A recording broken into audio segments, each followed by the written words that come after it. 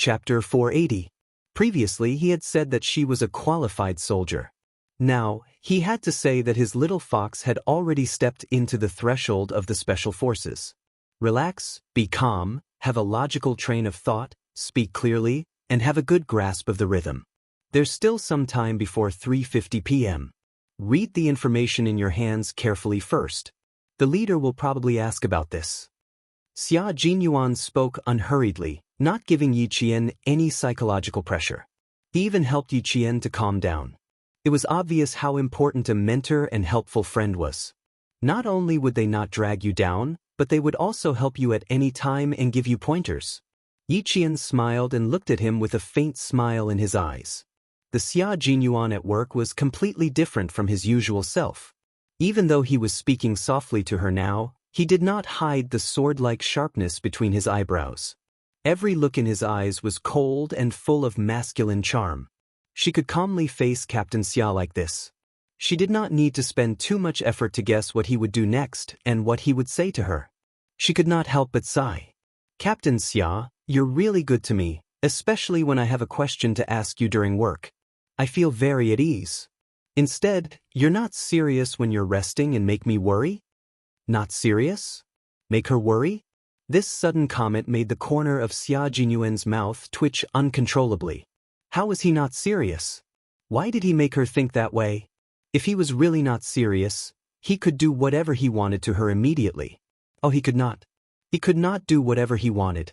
His little fox's claws were sharp and would scratch him until he was covered in blood. Xia Jinyuan narrowed his eyes, curled his lips, and said calmly, "Why would you think that? Did I do anything impolite? I don't think so. Other than that time in the military conference room. I really don't remember anything else. I didn't do anything impolite. I won't let Captain Xia do anything impolite to me. It's just a feeling. That's how I feel. Captain Xia, don't you think that sometimes you really like?" Yi Qian closed the 10 pages of documents that he had finished reading. He frowned slightly as he looked at the flawless, handsome face. He smiled faintly and said, "You really like to say things that will cause misunderstandings. I didn't take it to heart the first or second time, but after a while, I can feel that you like to tease me the most and find it amusing. It's so sad. It turns out that I'm not serious in your heart and I'm just teasing you. Tis. Little fox, your crude way of speaking is really hurtful." How could Xia Jinyuan be sad? In fact, there was even a hint of joy in his tone. A dark light began to flow in the depths of his ink-like eyes, and occasionally, there seemed to be sparks bursting out, making him look dangerous and mysterious. Then can you think carefully about why I'm like this? The color of his pupils was really very deep, so deep that it was like the sea, and the bottom could not be seen. The color was especially dark, and it hid everything about him. No one could guess what he was thinking. Yi Qian admitted that she did not have the ability to figure out what he was thinking. There seemed to be an answer that was on the verge of appearing, but when she thought about it carefully, she felt that it was impossible. In the end, after her gaze moved slightly, she shook her head and smiled. "It's not good to think about it, and I don't dare to think about it." Then don't think about it. Study hard and get into the military academy. One day, when you're in uniform, I'll tell you the answer. Also, I'm very serious with everyone. I've never been in a relationship since I was young. You can rest assured about this. Chapter 481. Yi Qian stiffened and turned her head. She tightened her grip on the documents and looked at him calmly. "Why are you telling me this? I don't need to know." The smile on Xia Jinyuan's face deepened. He glanced at her indifferently. After a low laugh, he changed the topic. "Let's not talk about this now. Give me your ID card and wait in the departure lounge. Our other comrades are already in the departure lounge. We need to meet them." Indecent? He had to change that. How could he leave the impression that he was indecent? He was the most decent man in the world. The departure lounge was very quiet. The staff and security guards maintained absolute silence. Even if they needed to talk about work, they would speak softly so as not to disturb them. Yi Jian thought that she wouldn't need to be checked again when she arrived at the departure lounge. However, when 2 security guards stood out and blocked her way, She realized how strict the security was when the leader went out. Xia Jinyuan opened the black briefcase in his hand. There were no documents inside. Instead, it was a briefcase gun developed for covert security. The trigger and safety could be operated through a linkage on the handle of the briefcase. The gun could be fired directly from the briefcase. All the guns and ammunition had official documents.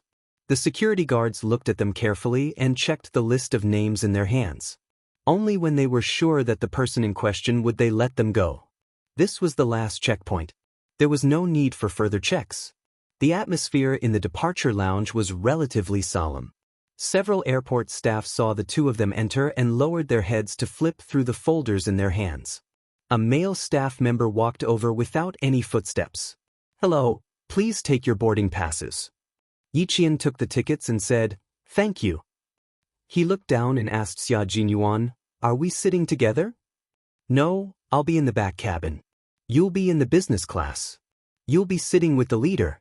Xia Jinyuan tapped his ticket with his slender fingers and said with a smile, "The accompanying staff are all in the passenger cabin. In the business class, there will be an interpreter, a doctor, and a clerk who can communicate with foreign tower lights at any time." The two of them chatted as they walked. J5, G3, and K7 of the Snowfield Brigade came out from various places. When they saw Yi Qian, they raised their eyebrows slightly and walked over with faint smiles on their faces. Yi Qian knew the three of them.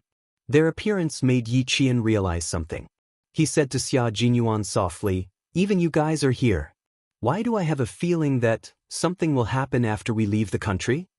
It's hard to say. This is a country that just went through a war. There are bullets everywhere on the streets. There are also tanks destroyed by artillery shells. It's hard to say what will happen." Xia Jinyuan and smiled. Or why would they need a special student to accompany the leader? "Little fox, your responsibility is more important than ours." His voice was soft and only the two of them could hear him.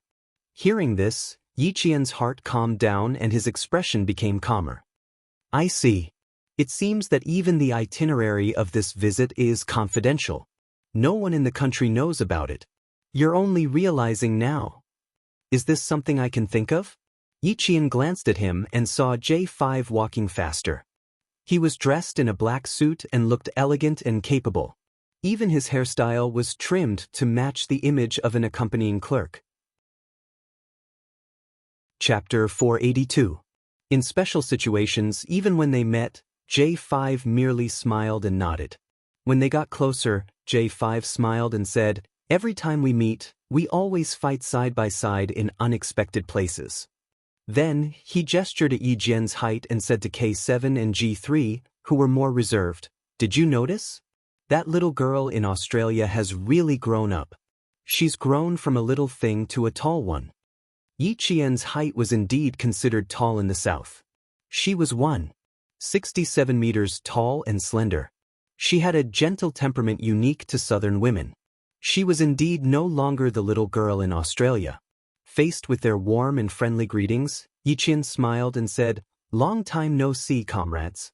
I hope that we can continue to fight side by side like before. We are invincible." "I love to hear that." G3, who had always been cold, opened his mouth. His gravelly voice contained a hint of a smile. "I look forward to your performance. Let us see how much you've improved." Ever since they knew that Xia Jinyuan had the intention of letting Yi Qian graduate and join the Snowfield Brigade, they were very clear about their expectations. The Snowfield Brigade had been established for a long time and had never had a female soldier join it. In the past, they didn't feel that there were any problems when they didn't have a female soldier. However, as more and more missions went abroad, they felt that female soldiers had more advantages. If Yi Qian was really qualified, they would be very happy to welcome her. K7 looked up slightly and nodded. He was a man of few words. "Me too." Then, he added, "I'm the accompanying doctor. If the leader feels unwell, you can look for me at any time." What he meant was that he would follow closely by the leader's side. If anything happened, Yi Qian could look for him immediately. One had to be able to immediately understand the hidden meaning of a person who cherished his words as if they were gold. Fortunately, Yi Jian was quick-witted. Upon hearing this, her black eyes were filled with understanding. She said softly, "Okay, I understand." The accompanying doctor was also sitting in business class. Did that mean that J5 was also sitting in business class? Xia Jinyuan saw that Yi Qian didn't feel any pressure interacting with his comrades. The expression between his brows was even similar to that of soldiers who had blood on their hands. There was a hint of coldness in his elegant and handsome face. His eyes were focused and gentle as he gazed at Yi Qian. He was like a guardian angel. This made Yi Qian feel at ease. 10 minutes past 3, the guard in front of the airport contacted all the security personnel in the departure lounge. The leader's car arrived at the airport in 15 minutes. And 20 minutes later, they arrived at the departure lounge. It was 10 minutes earlier than the scheduled time. They were going abroad for a secret visit. Only the accompanying security personnel knew who the leaders were, and one of them was from the Snowfield Brigade. As a student, Yi Qian didn't have to be on high alert like Xia Jinyuan. Instead, he obediently sat in a soft chair and quietly waited for the leaders to arrive. As the time drew closer, Yi Qian memorized all the information about the countries he was going to visit. He also looked at the itinerary and detailed maps of the surrounding areas. As a diplomatic staff member, Qin Xiu, who was the designated translator for the leader, walked in and saw the girl who stunned him under the morning sun. She was also the girl who patiently waited for him when he got lost. Yizhong High School, Yi Qian. Chapter 483. When he saw her name on the list, he even thought it was someone with the same name. It wasn't until he looked at the information that he confirmed that she was Yi Qian from the first high school of the province. Yi Qian didn't see Qin Xiu. There were a total of 10 people in the leaders group. She stood in the same position as everyone else in the departure lounge. She looked straight ahead with a faint smile on her face.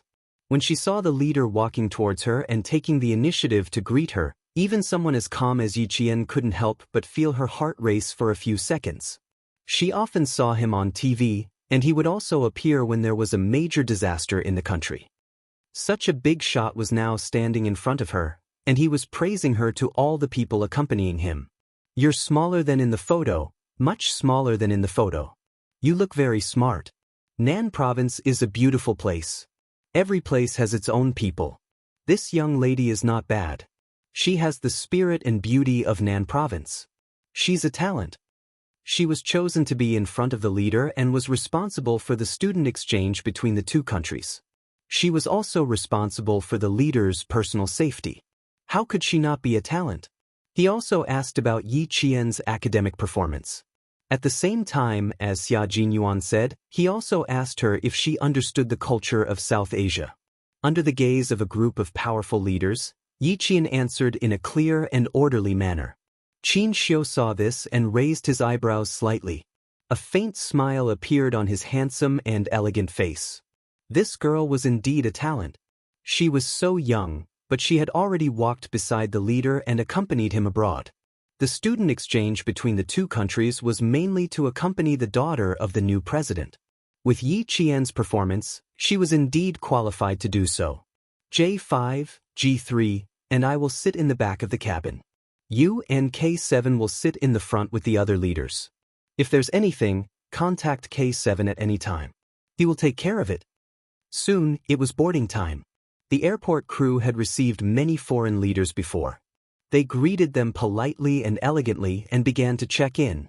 As a student, she was closest to the leaders. She was standing side by side with the Major General of the Army and 2 other generals of the military region. On her right was a tall and slender man who was also wearing a black suit. "Come with me." The man on the right spoke softly. His voice was as gentle as the morning breeze, but there was a hint of coldness in it. "You can sit in the same row as me. We can walk together." The man spoke. Yi Qian turned to look at him. She almost couldn't understand Qin Xiu's sense of direction. Was he also a staff member? No, he was not a staff member. The clerical staff in the business class was J5, and the accompanying doctor was K7. If he was not a leader, then he was the accompanying diplomatic translator. "I'll be in charge of translating for the leader, and you'll be in charge of communicating with the president's daughter. We should have a lot to discuss in the next 7 days. As he walked, he whispered to Yi Qian in a low voice so as not to affect the conversation between the leaders in front of him. The president's daughter is a high school student who loves our country's culture very much. This is also the reason why they sent you here. Yi Qian, who was a little nervous, gradually relaxed. He nodded and said with a smile, "Thank you for the reminder. I will do my best to let the president's daughter, Miss Petty, have a deeper understanding of our country's culture." Chapter 484. You'll definitely do it. I believe in you. Qin Xiu smiled and walked elegantly with his slender legs. He had long been used to accompanying the leaders on overseas visits. His posture was natural and his every move was calm and confident. "Follow me and everything will be fine." He was so sure of Yi Qian and said with a smile. Xia Jinyuan, who was walking at the back, narrowed his dangerous black eyes slightly. The one who was walking very close to Little Fox in front and even thoughtfully raised his hand to hug Little Fox and remind her to stay half a step behind the Major General, was the famous Qin Xiu of the Qin family. It was not a problem for him to remind Little Fox to be careful, but the main problem was that when he lowered his head and smiled at Little Fox, it was as if he was an acquaintance. The Qin family was a house full of noble people who valued family status, especially old Madame Qin. Until now, she had been at odds with the old madam of the Qin family. They had been at odds since young and were still at odds with each other even when they had many children and grandchildren. In the words of the old master, the two were enemies in their previous lives and could not get along peacefully in this life. Stop looking. If you keep looking, I'll think you've found something unusual. G3's lips moved slightly and the taut expression on his cold and hard face disappeared. He did think that Q King had found something unusual and subconsciously became alert. Xia Jinyuan calmly withdrew his gaze and did not pay any more attention to Qin Xiu. He coldly escorted the leaders walking in front into the front cabin. The front cabin was not luxurious. The first thing Yi Qian saw was a painting of the Great Wall of China in the painting of the 4 seasons of spring, summer, autumn, and winter. There was an identity card at the front left door of the cabin, clearly indicating the nationality on it. This was the place the leaders had to pass when they walked out of the cabin.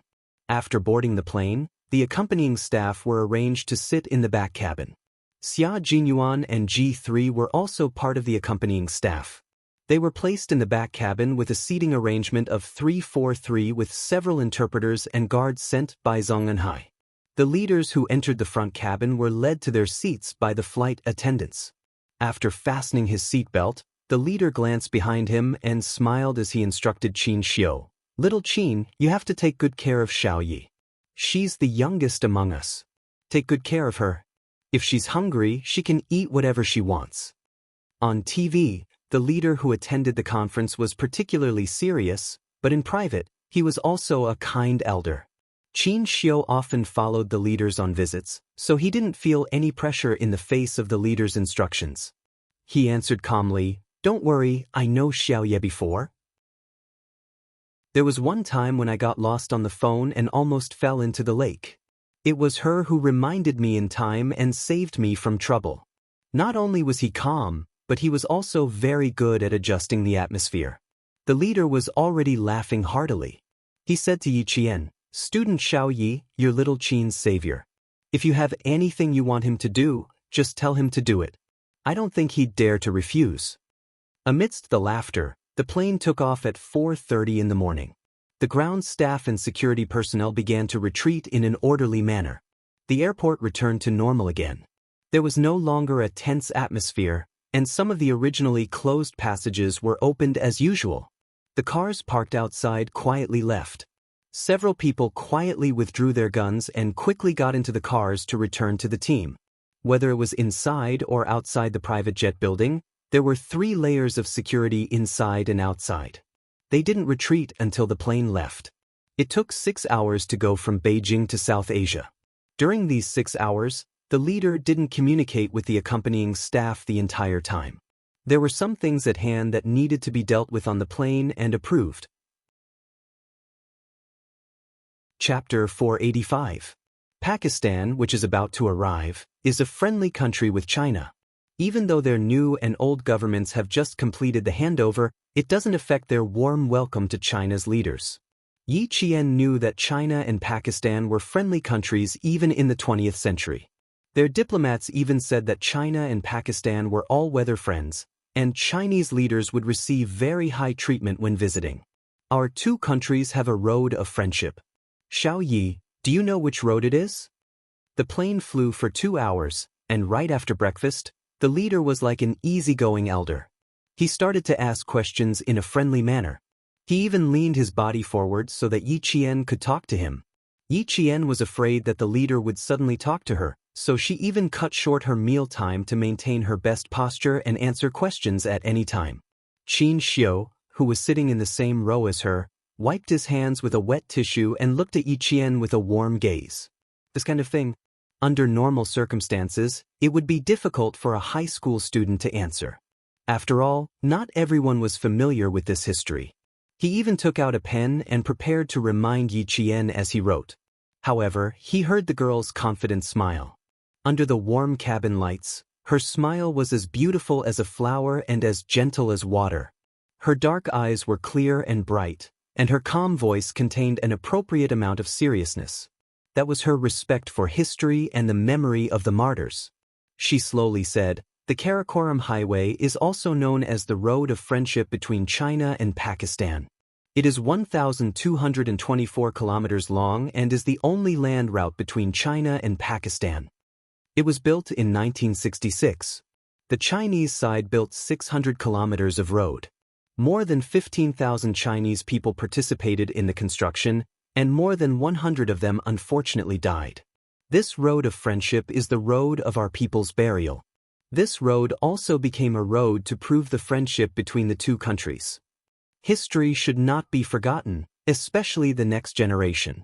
The friendship between the two countries was not established overnight. Our martyrs used their blood and bones to pave this road of friendship. We must always remember that the word friendship is as high as the sea and as high as the mountain. It can be as high as it can be as deep as the sea. It's good that you know this. It shows that the young people in our country are at a high level of education. After listening quietly, the leader said to Yi Qian, "I've seen your application. It's very good. It said that if a man doesn't join the army, he'll regret it for the rest of his life. It's the same for a woman. Go to the army and train yourself. Learn to be vigilant in times of peace. That's the way to the long term."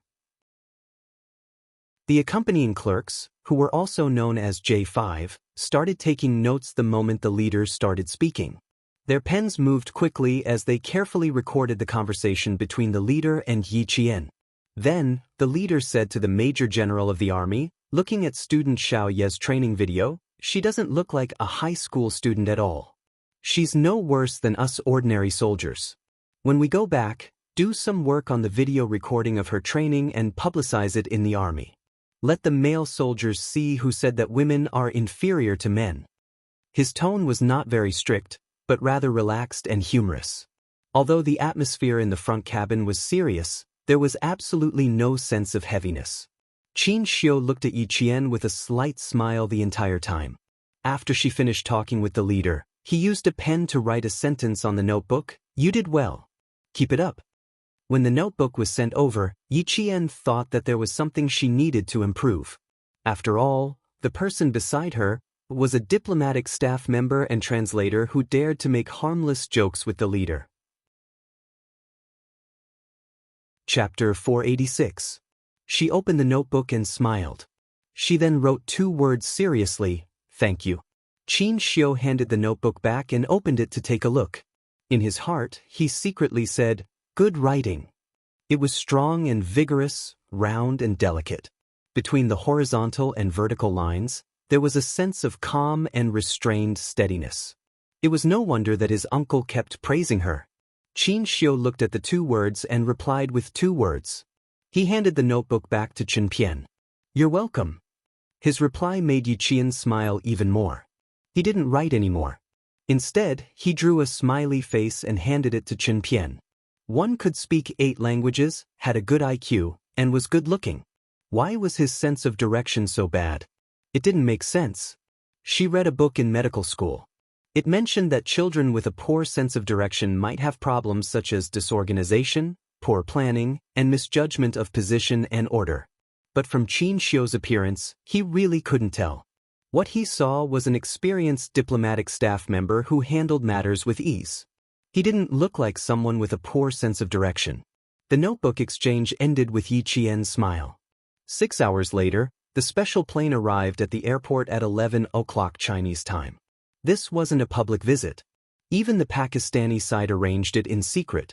Although there were no flowers or fireworks, when the leader walked out of the special plane, he was welcomed by the CEO, the Minister of Foreign Affairs, the leader of the escort group, and the Minister of Finance.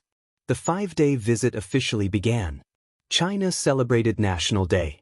While other countries thought that no leaders would visit China during the National Day holiday, China's leader had already begun a secret meeting with the Pakistani side. As a religious country, Pakistan's cultural life was monotonous. During the meeting between the leader and the Pakistani president, Yi Qian understood why this girl, who was the same age as him, loved Chinese culture so much from chatting with the president's daughter. In less than 2 days, Yi Jianjian and Miss Petty had become good friends with each other, from scenic spots and historical sites to local customs, festivals, customs, and some interesting things that happened in school. I like to travel, but it's not a good time to travel in my country. Unfortunately, I can't take you to see the most beautiful scenery here. Sitting cross-legged in front of Yi Qian, Miss Petty had a pair of big and beautiful eyes that were filled with sadness. She looked like an injured swallow that was waiting for the day to return to the sky. Faced with her sadness, Yi Qian smiled and said, "It's all right. That day will come. War destroys and rebuilds. Miss Petty, that day is not too far away." Compared to Pakistan, China was indeed a paradise. There was no war, no Al-Qaeda, and no extremists. For this well-educated and knowledgeable Miss Petty, her passion for Chinese culture wasn't without reason. She wanted to fly higher and further, but reality told her that she couldn't.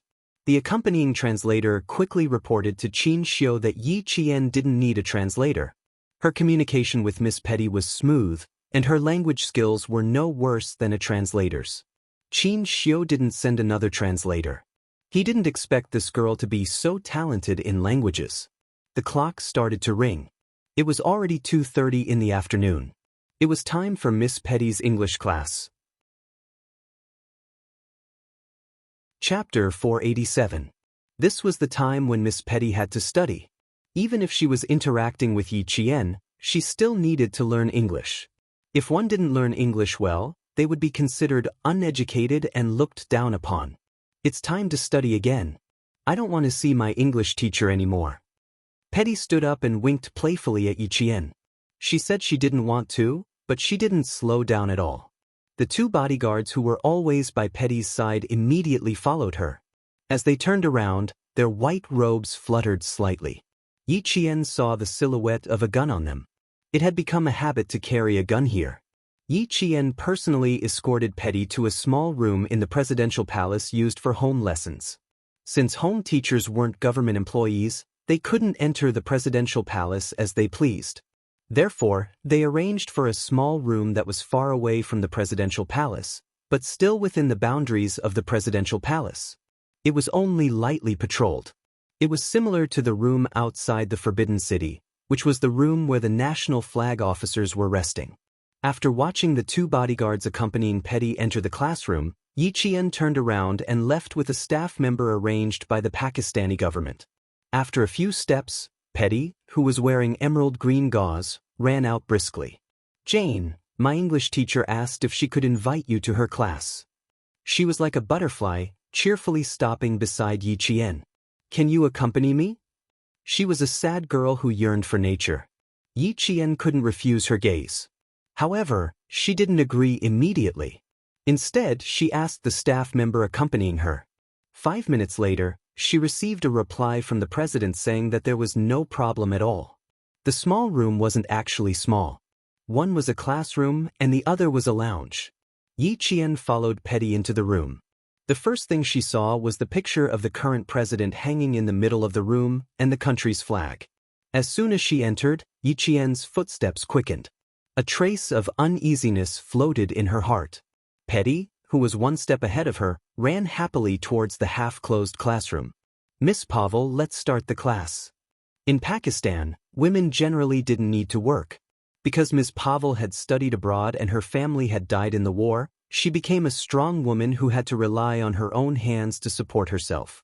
From Petty's conversation, this was the only thing Yi Qian knew about his teacher. "Then let's begin, Miss Petty." A calm, feminine voice came from the room. Yi Jianjian saw a woman in a long black dress with a black headscarf around her head, flitting across the classroom. Yi Qian's heart suddenly tightened. It was also at this moment that Yi Qian's instinctive reaction made him retreat quickly. The half-closed door was instantly closed, and the two bodyguards in white robes remained on both sides of the door to close it. Alarmed, Yi Qian abruptly raised his head and looked coldly at the two white-robed bodyguards. However, what he saw was completely different faces. "Shit! Invite our guest in." Pavel's voice came from inside the room. At the same time, someone opened the half-closed door. Yi Qian saw. Petty's hands were tied behind her back, and her mouth was tightly covered.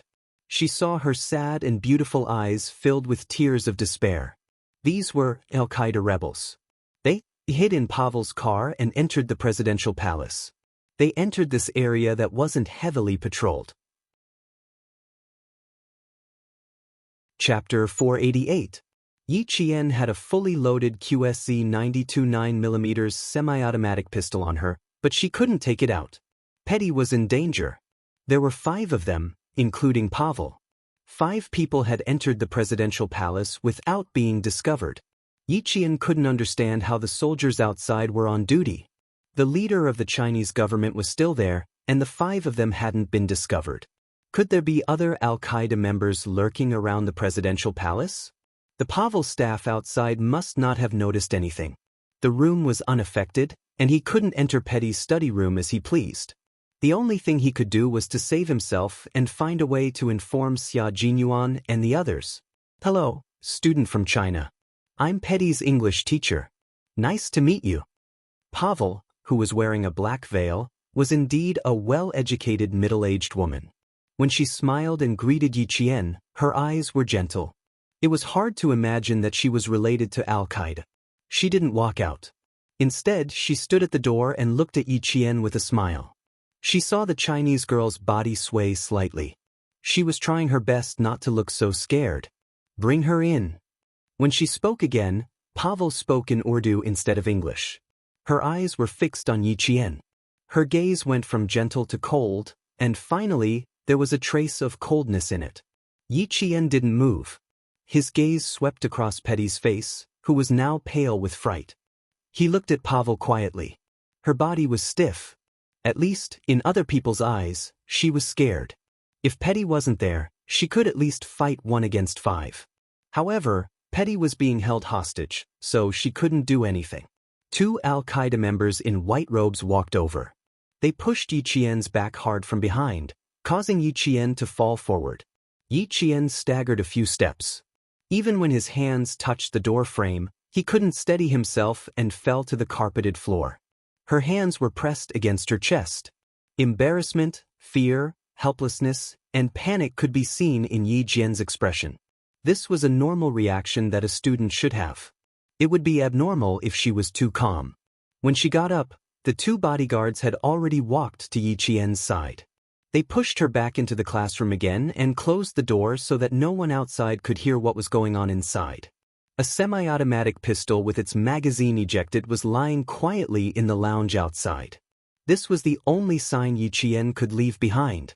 The gun was there and she was there. If the gun wasn't with her, it meant that there was a problem. The meeting between the leaders of the 2 countries was coming to an end. It had been an hour since Yi Qian and Petty were sent out of the presidential palace. There was still half an hour before Petty's class ended. Xia Jinyuan had secretly checked the time several times. He was a little panicky. He pressed down on the headset and said to the accompanying J5 in a deep voice, Inform the interpreter that after the meeting, escort the leader out. About 10 minutes. The pen in J5's hand was scribbling on the notebook. He was taking note of every word that the leader said. It would take more than a day or two for the reclamation project to take shape. Now that they were in the middle of the meeting, 10 minutes was a conservative estimate. Chapter 489. Every time, the leader would choose the right topic and time to leave a good start for tomorrow's meeting. China was a big country, and Pakistan needed to rebuild. The friendly relationship between the two countries was also reflected in the investment and cooperation. China invested and Pakistan cooperated. Only by working together could they develop and move forward together. Qin Xiu quickly received J5's reminder. He nodded at him and found a suitable time to remind the leader. The people accompanying them were all soldiers from the special forces. They were naturally sensitive to danger. Yesterday, there was no response. Today, they suddenly suggested escorting the leader away as soon as possible. They smelled something fishy. Before the door of the meeting room opened, a Pakistani staff member in a Western-style suit rushed in. He walked very quickly. Xia Jinyuan even saw him jog a few steps. He only walked faster when he saw the Chinese staff member. This was the Pakistani staff member who accompanied Little Fox. Xia Jinyuan's eyes suddenly sharpened. He rushed to his side and blocked him. The meeting is in progress. If you have any questions, please report to us first. Thank you. Ba Feng's soldiers also walked over to block them and said the same words as Xia Jinyuan. The Pakistani staff member trembled as he took out a pistol from his pants. This pistol was left in the lounge. Miss Petty, Jane, and Pavel are not in the classroom. Xia Jinyuan took the semi-automatic pistol with half the magazine out. The current owner of this gun was Little Fox. The gun was here, but the person was not here. The gun was here. Something was wrong. This is the self-defense pistol that my Chinese students carry. Xia Jinyuan took the pistol. His eyes focused on a strand of black silky hair stuck on the handle. Her pistol was at her waist, but her hair was left on the handle. What was she trying to convey? His slender hand held the magazine and reloaded the gun with a click. His cold and sharp gaze shocked the Pakistani staff so much that they couldn't help but take a step back. We need Pavel's detailed information, as well as all the surveillance cameras around the presidential palace. At the same time, your country should immediately launch a rescue operation to ensure Petty's safety. This was Pakistan. Al-Qaeda, terrorists, and religious extremists were all impossible to guard against. No matter how strict the security was, they would still have an opportunity.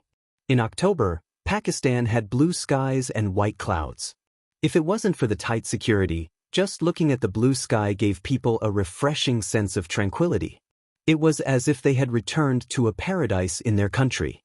When their line of sight shifted from the blue sky and white clouds to the entire city, Pakistan, which had entered Ramadan, was already filled with a tense atmosphere.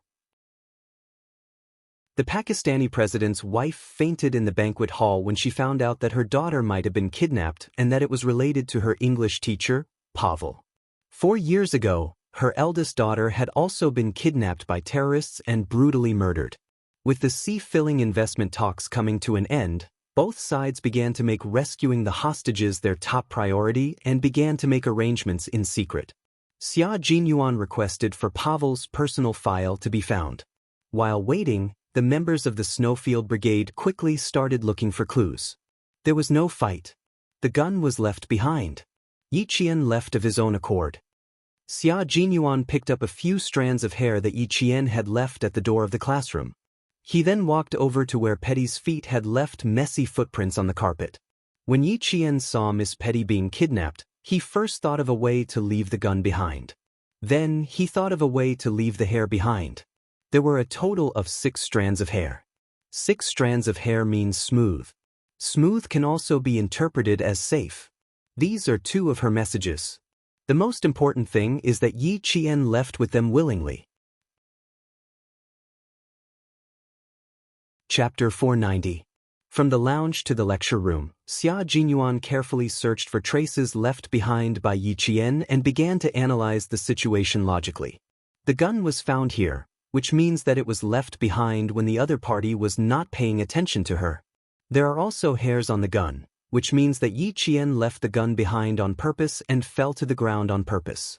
Then, she quickly wrapped a strand of hair around the gun and placed the 6 strands of hair together. J5 squatted by the door frame where Yi Qian fell and nodded slightly in agreement with Xia Jinyuan's deduction.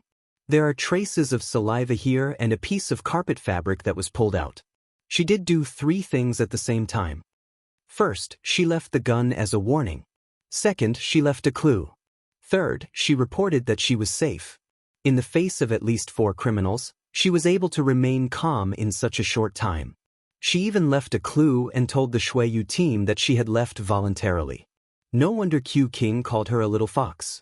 Yi Jian's cleverness and alertness were evident from the crime scene investigation. The furnishings in the room were not damaged at all, and there were no signs of a struggle. 2 bodies were found in the pantry of the lecture room. They were the bodyguards responsible for the safety of Miss Petty and Miss 24. They died of suffocation and were attacked by more than 4 criminals who successfully killed the 2 bodyguards who were completely unprepared for Pavel. It's good that we can be sure that Yi Qian left with them voluntarily. At least we can be sure that they are safe for the time being. J5 walked out of the pantry with 4 gray robes in his hands. 4 adult men wearing gray robes snuck in. The 2 bodyguards were not wearing white robes. 2 of them must have disguised themselves as bodyguards and successfully fooled Yi Qian. Xia Jinyuan shook his head and said calmly, "No, Yi Qian would not be fooled so easily. She is very sensitive to smells. Pakistani people have a strong body odor. We may not be able to tell the difference, but she definitely can." Just now, the Pakistani staff said that Yi Qian sent Petty into the small room and waited for the 2 bodyguards to enter before she left with the Pakistani staff. After walking less than 2 meters, Petty ran out alone and said that Pavel invited Yi Qian to attend her class. The Pakistani staff asked the president for permission, and the president agreed after 5 minutes. Before he could finish his sentence, J5, G3, and K7 all understood what was going on. Petty came out alone, and in the 5 minutes she waited for the president's permission, the 2 bodyguards were strangled by Pavel's men who took off their white robes and disguised them.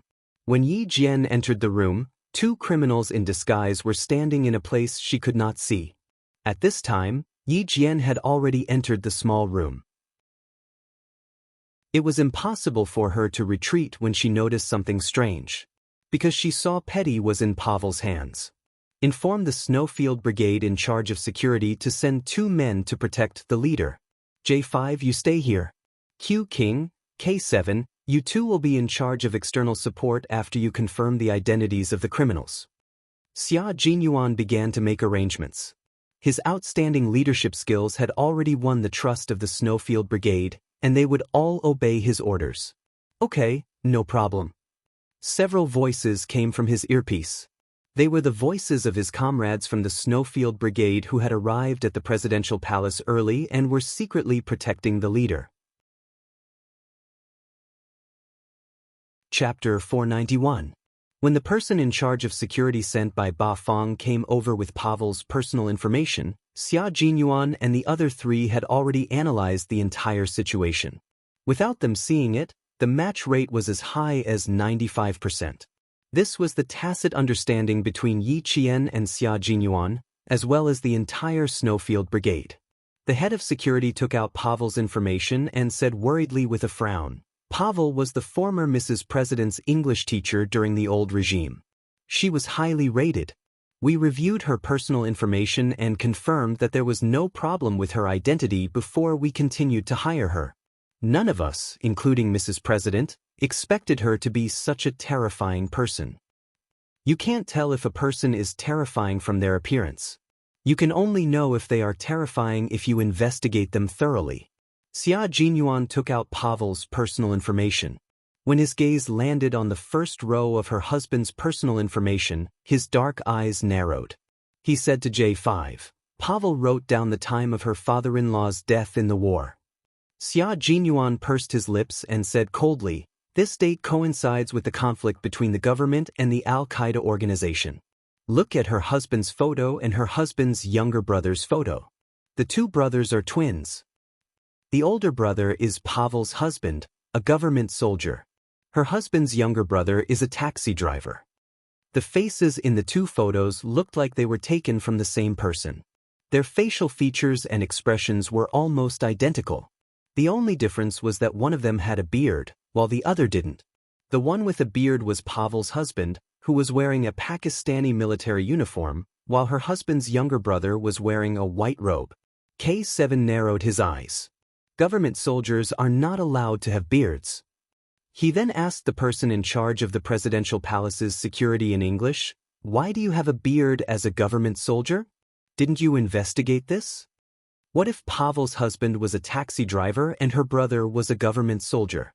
As soon as K7 finished his question, beads of sweat rolled down the security officer's forehead. He looked at the security officer and then slowly lowered his head to look at the two photos. His lips trembled slightly. Pavel's husband's younger brother is a member of Al-Qaeda. No, Pavel's husband is an Al-Qaeda member, and his brother is a real government soldier. Xia Jinyuan looked at the man with a heavy gaze. His sharp gaze was like a cold arrow shooting into the man's eyes. The date of her husband's death was the same as the date of the largest battle between the Pakistani government and the Al-Qaeda. How could they not have discovered such a major problem? They even let Miss Petty learn English from the wife of an Al-Qaeda member. What kind of security did they do? How did they pass the review and approval process? Soon, the surveillance cameras around the small room were shown. Pavel drove out of the presidential palace from the rear exit. Then, a garbage truck slowly drove out behind her. There was no need to analyze any further. Yiqian and Petty must be in these two vehicles. What made Xia Jinyuan even more helpless was that there were very few surveillance cameras in the entire Pakistani capital. Some had not been rebuilt due to the destruction caused by the war, and some only had surveillance cameras but were not connected. This made it very difficult to trace the whereabouts of the vehicles. Chapter 492. The members of the Snowfield Brigade didn't waste too much time on the Sky Eye. The leaders of the Snowfield Brigade were escorted back to the hotel in the castle by the special forces of the Snowfield Brigade who were in charge of security. This was a large hotel that was operated by Chinese people, but it was also funded by the Chinese government. There were a few rooms that were not open to the public. Only the leaders of the Chinese side or the senior engineers who came to support the Pakistani side could stay there.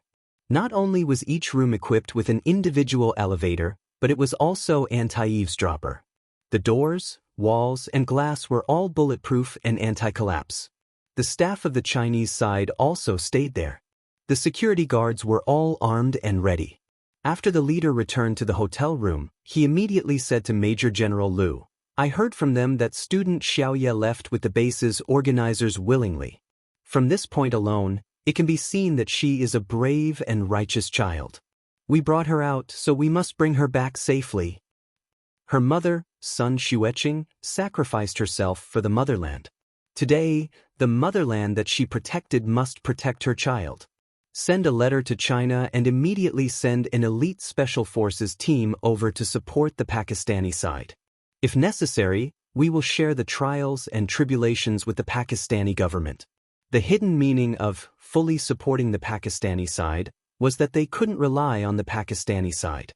They had to rely on themselves at critical moments. The meaning of share the trials and tribulations was that they shouldn't treat this place as a foreign country when they opened fire. They shouldn't care about how many bullets were fired, how many bases organizers would be killed. As long as the Pakistani government was fighting, the special forces of China could continue to fight. In short, the soldiers sent by the Chinese side will fully support the Pakistani side. If the Pakistani side didn't rescue Miss Petty and the government didn't retreat, the soldiers sent by the Chinese side will definitely not retreat. They must live and die with the Pakistani government. The Major General quickly conveyed the leader's words to Xia Jinyuan and said earnestly, "The leader is very concerned about Xiaoye's safety. At the same time, he also believes that with Xiaoye's ability and performance, she will definitely protect herself and Miss Petty. You guys, carefully think about the meaning of the leader's words. The Chinese government is already sending soldiers. They won't be slow.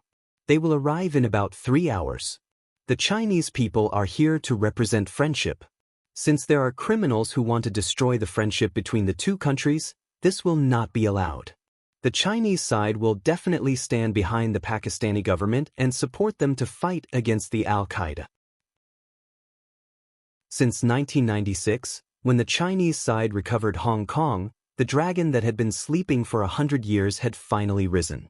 The Chinese side didn't care how foreign forces interfered with other countries' affairs. However, if they dared to bully China, they would be sorry. Who would dare to say that they didn't have sufficient reasons? However, this visit was a secret, so it was better to keep a low profile. Xia Jinyuan had already digested the words of the leader. The leader couldn't speak too directly. He had to act like a big country. It was fine as long as his own people understood. Major General, please report to the higher-ups that we have a rough idea of where Pavel went. Due to the importance of this matter, the translator who stayed behind is still negotiating with the Pakistani representative. Where the place? Chapter 493. Pavel was a volunteer teacher at the school. Q King and K7 had already gone to the school, so they would be able to detect any abnormalities. The Pakistani military would send people to observe the other two places in secret and rescue them if there were any abnormalities. After the Major General hung up the phone, he reported Xia Jinyuan's words to his superiors. Soon, an elite special forces team that arrived in Pakistan 3 hours later received orders from their superiors to head to a primary school in Pakistan's capital immediately after they got off the plane. In October, the weather in Pakistan was cool and refreshing. The average temperature during the day was 31 degrees Celsius, and it was cooler at night. It was already 5:30 in the afternoon. Yi Qian, who had just left the presidential palace, kept track of the time she saw when she was taken into the car. It had been about 2.5 hours since then. She believed that Captain Xia and the others had already roughly figured out Pavel's identity, but Yi Qian wasn't sure if they knew where she was. It was very quiet here, and she and Petty were locked in a room filled with the smell of curry and meat. She guessed that they were in the storage room behind the kitchen. It was too dark. If she hadn't been counting the time silently, she would have thought it was already dark. Her hands and feet were tied, but it wasn't a problem for Yi Qian to tie her hands behind her back. She touched the knot with both hands, and slowly, she thought about what kind of knot it was and how to quickly untie it. Yi Qian closed her eyes and didn't speak to Petty. After the knot was untied, she said softly, "Don't be afraid, Miss Petty. Sit down and rest for a while. I need to climb up to the window to see where we are." She gently touched the silver thread around her left hand with her right hand. They had searched her body, and she was very glad that she had left the pistol as a signal. Otherwise, they would have been alerted if they found a pistol on her. They even searched her watch, but they didn't take the silver thread around her left hand. They thought it was a silver bracelet. Petty didn't realize that Yi Qian had already stood up. When she spoke, her voice was trembling. "Jane, we were kidnapped by Teacher Pavel. I think she might be a member of the Al-Qaeda organization." "Why is this happening?" Yi Qian, who was stretching his wrists, squatted down in front of her and asked softly, "What did you find?" "Miss Petty. One day, I mentioned that there was a conflict between the government and Al-Qaeda. Pavel suddenly got angry and told me not to mention it in front of her again." Petty's expression should have been terrified because her voice was filled with fear. Every word she said was trembling. "I think she should be a member of Al-Qaeda, but I believed her at that time because she was a very patient teacher." Teachers were always able to make their students and parents believe in them. Therefore, Yi Qian did not feel that there was anything wrong with Petty not telling the president about this. He could only say that Petty was not very vigilant. He opened his arms and hugged her gently. He smiled and said, "It's all right, Miss Petty. We'll be fine. Trust me. Now, I need to go up and take a look around." Before he could finish his sentence, he heard footsteps coming from outside. Yi Qian immediately let go of Petty and quickly picked up the rope that she had thrown on the ground. He wrapped his hands around it and tied them together. Chapter 494. Miss Petty, I untied myself just now. Please trust me. I'll protect you. As he tied himself up, he reminded Petty, who was still in a daze, "We'll definitely leave. We won't stay here any longer." Petty, who was still in a state of panic, finally came back to her senses after hearing Yi Qian's reminder. Her eyes flashed with surprise, but before she could say anything, the door opened with a bang. 2 Al-Qaeda members walked in with guns in their hands. Then the lights came on. Yi Qian, who was sitting facing the door, saw the 2 armed Al-Qaeda members walk up to them, followed by Pavel. She looked at Yi Qian for about a minute before saying, "Please forgive our rudeness, my friend from China. Even though we welcome you here, I had no choice but to bring you here. Trust me, if the government is willing to cooperate with us, your life won't be in any danger." Pavel didn't mention Petty because she was the most important hostage in Pavel's hands. Kidnapping Yi Qian was just another bargaining chip. The gray robes were probably the uniform of the Al-Qaeda members. When Yi Qian was taken out of the room again, he noticed that the men all wore the same gray robes, while the women wore the same black veil that Pavel wore. "This is an orphanage." "But, Mr. Pavel, why did you bring us here? There are children here. Do you know that? There are children here." Petty became very agitated. She recognized where they were. This was an orphanage. The people who lived here were all orphans who had lost their families in the war. "Do you want these orphans, who finally have a home, to be in danger again? Mr. Pavel, you can't do this." She was agitated because she was worried that Pavel would kidnap the orphans again. She spoke in English, so Yi Qian heard her clearly. It wasn't what Pavel thought, but it was what she did. Pavel, who was walking in front, turned around and stared at Petty with his big, black eyes under the veil. If it weren't for Mr. President, there wouldn't be any orphans here. They wouldn't have lost their families.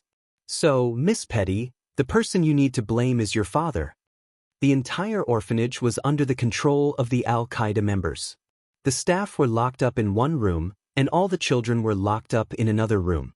Yi Qian and Patty were taken to the room where the children were kept. It was a room filled with the smell of gasoline. Yi Qian's gaze fell on a few oil drums filled with gasoline. His gaze narrowed slightly. "Miss Petty, you'd better stay here obediently and tell the children that you're the one who saved them. If you want to save them, you'd better cooperate with me. Otherwise..." Pavel picked up one of the barrels and took out a steel lighter. "Otherwise, I'll set this barrel on fire and send all the children to heaven with you." The oldest child here was 12 years old, and the youngest child was 4 or 5 years old.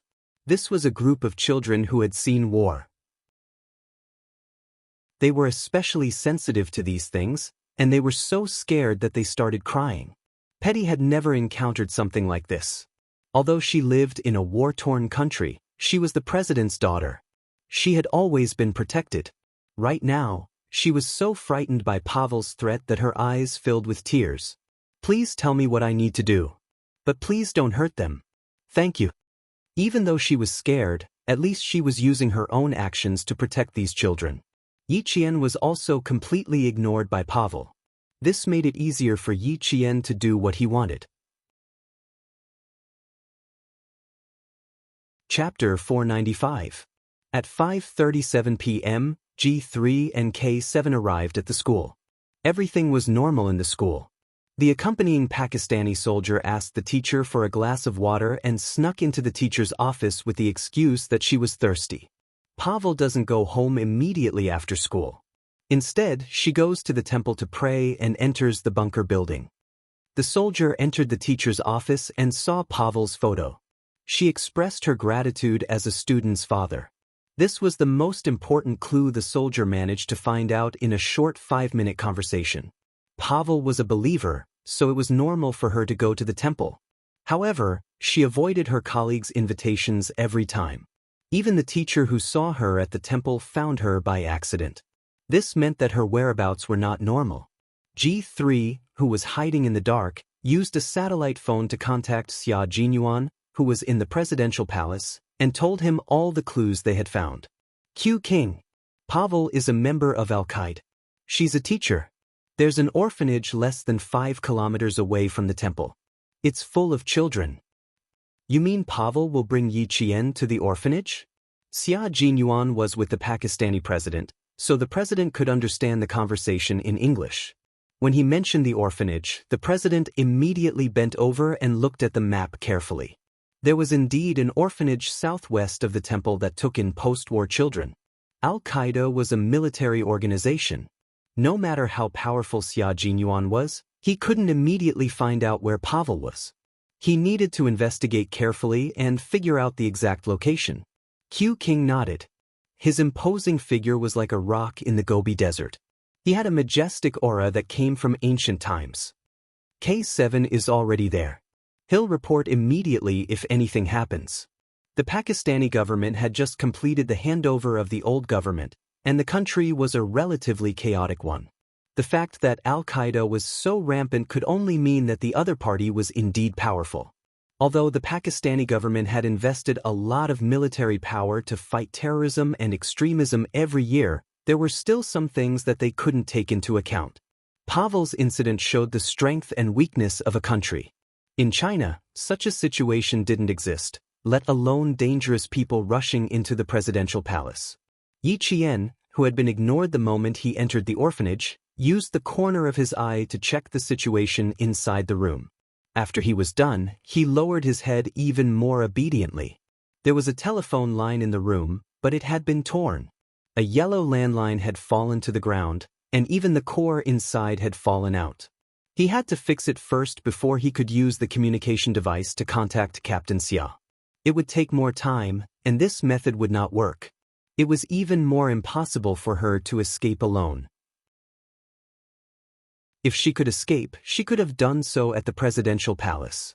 He was in charge of the leader's personal safety, but he chose to leave Petty alone. He didn't need others to look down on him, he could even look down on himself. There was only one way, and it was also the most reliable way. Get Pavel to contact the presidential palace. He believed that with Captain Xia and the others' abilities, they would be able to find out their exact location with just a call. No matter how weak Pakistan was, it was still a country. They definitely had some small tracking technology. Then, he needed to think of a way to get the other party to contact the presidential palace. As Yi Qian listened to the conversation between Patty and Pavel, his only hope was to find out what they were up to. Chapter 496. What a good child. If your father is as open-minded and kind as you should continue your lesson today and return to your beautiful room to drink afternoon tea and spend a leisurely afternoon with your Chinese friends. Pavel did have a request. She needed to rescue an Al-Qaeda leader who had been captured by the government forces a week ago. If this person did not have an important position in Al-Qaeda, Pavel would not have exposed her identity. Yi Qian could tell that Pavel did have a request. Otherwise, she would not have said that Petty could go back after class. From her words, it was obvious that Pavel would continue to hide in the presidential palace as an English teacher if she did not need to kidnap Petty. Petty, ask her what she needs you for. Find a way to get her to contact the presidential palace. Yi Qian lowered his voice and said softly, "We need to let the presidential palace know that we're safe." At times like this, Petty regarded Yi Qian as her spiritual support. Despite her fear, she still asked in a trembling voice, "Teacher Pavel, what do you need me to do? If I can do it, I'll definitely do it for you. After all, you're my teacher. You're my most respected and beloved teacher."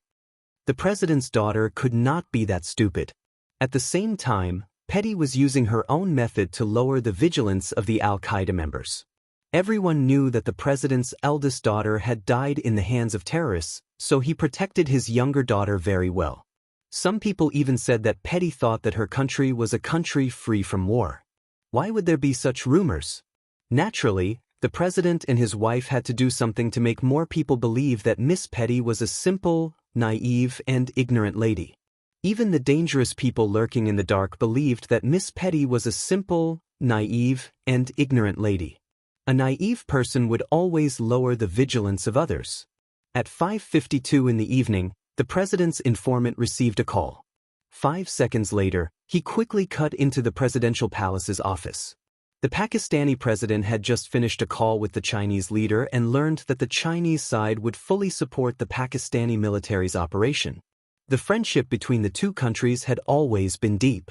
It was all because when the whole world had given up on Pakistan, China had extended a helping hand to help Pakistan through the difficulties. Until now, as long as a Chinese person visited Pakistan, they would be warmly welcomed. China is Pakistan's staunch ally. This was a phrase written in Pakistan's primary school textbooks to express the friendship between the two countries. The education they received since they were young was about the friendship between the two countries. Even their family education was the same. When Yi Qian, a Chinese student who was visiting Pakistan, was kidnapped, the Chinese side was not angry. Instead, they supported him unconditionally. This was undoubtedly what touched Pakistan the most. Therefore, the first thing the president asked when he received the call was, "How is my daughter, Petty?" He did not mention Yi Qian because he wanted the other party to think that Yi Qian was not important. He only wanted his daughter to be safe. A chess piece that could not play a significant role would always be easily discarded. Pavel made his demands over the phone. First, a large transport plane. Second, sufficient foreign exchange.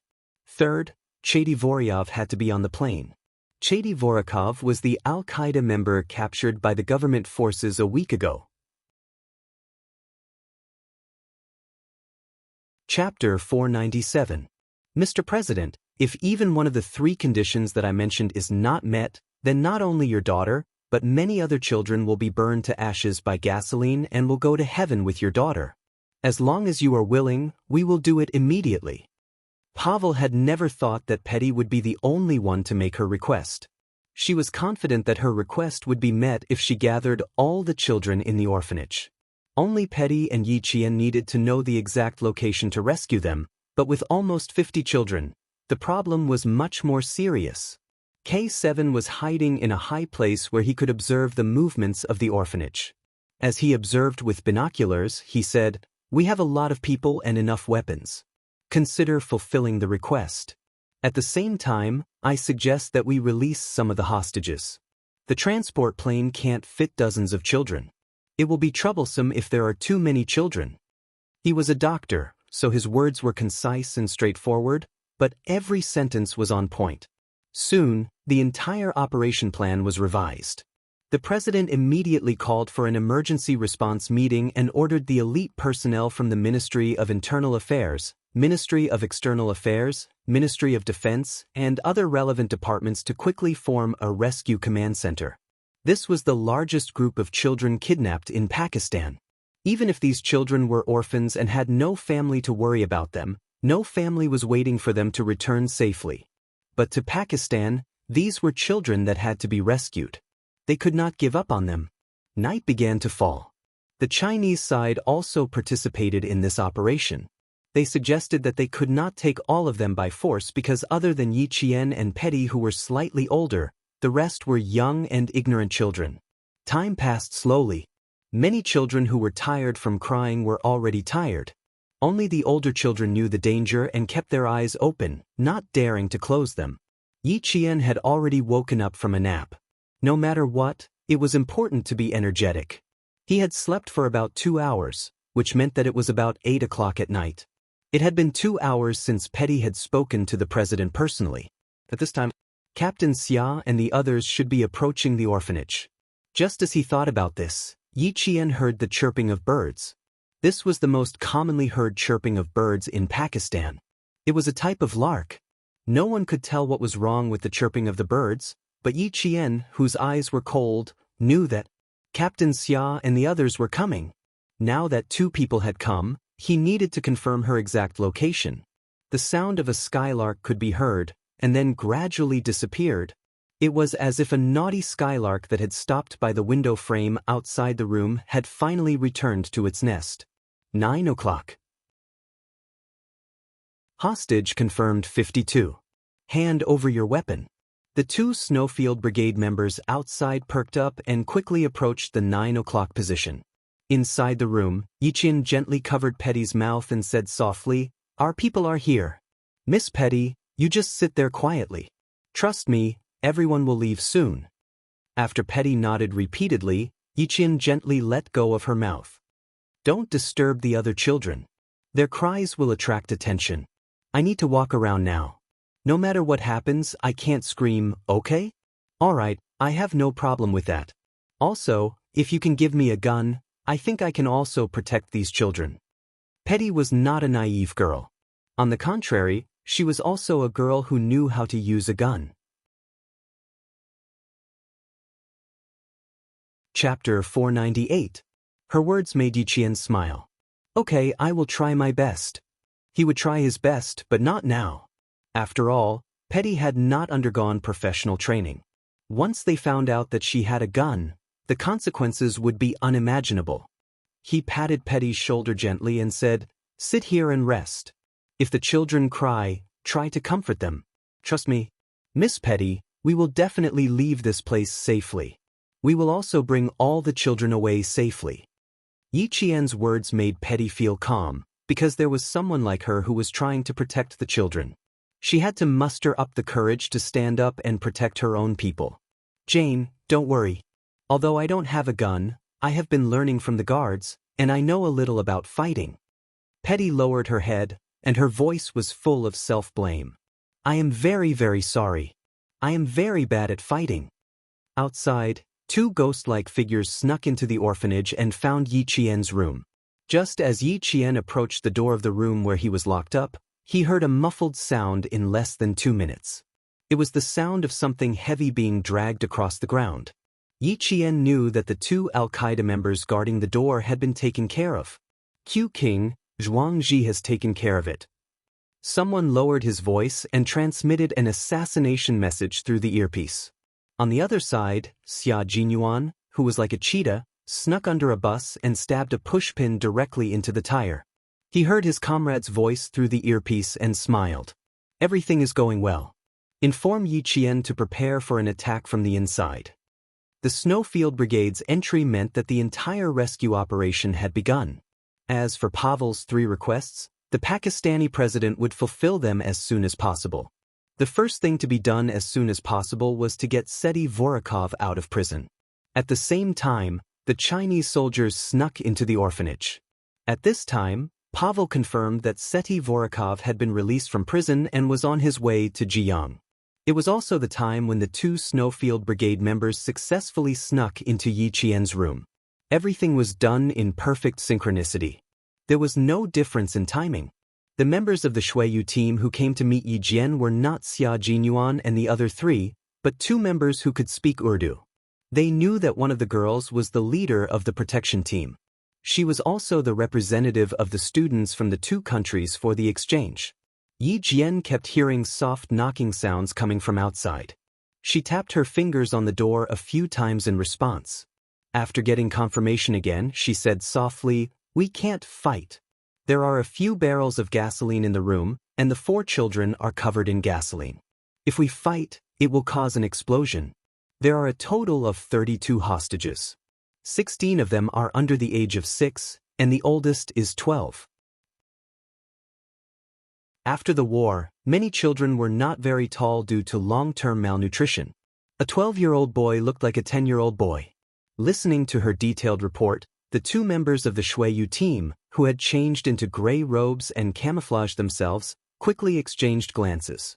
From her voice, they knew that she was the person they were looking for, Yiqian, who had helped King Q and the others complete their missions many times. He was very calm and did not have a trace of fear. "Roger that. The president has agreed to their request. A batch of hostages will be released at 10 o'clock today." A completely unfamiliar voice came through the wooden door. "I am V8 and the other member is T6. We have entered the base and camouflaged ourselves." Chapter 499.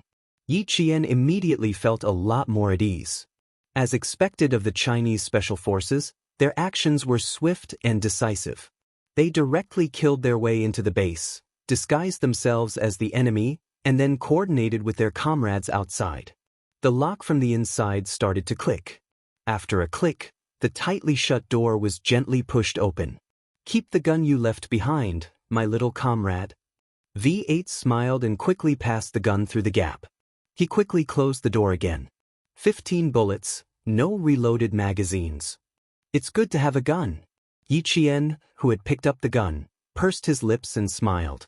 Before he could speak, he heard V8 say in a deep voice, Yi Qian, in the first batch of hostages released at 10 o'clock tonight, you weren't there.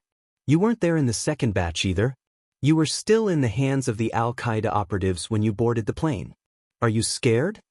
This was an arrangement that couldn't be changed because Yi Qian was originally here to protect the leader. Now, he had become the protector of petty. A soldier's duty was to go wherever they were needed. Yi Qian, even if she wasn't in uniform, in many people's hearts, she was a soldier. A soldier had to fight to the end. Everyone could leave, but a soldier couldn't. Outside the door, V8 and T6's expressions were a little solemn. In their hearts, they also felt that it was a little cruel to treat a 16 or 17-year-old girl like this. However, Q King took the initiative to suggest to the leader that Yi Qian stay until the end to protect Petty. The leader hesitated for a moment, but in the end he nodded in agreement. In the face of the country's interests, Yi Qian could only choose to stay by Petty's side until the end. Your arrangement is the best arrangement in my heart. I need to protect Petty. This is my duty. And I will do my best to protect Miss Petty and bring her back to the President and Madam President's side. Yi Qian didn't feel sad at all. He even felt that this was the best arrangement. From his tone and words, he could tell that he absolutely obeyed the arrangement without any objections. Because he had already learned to obey.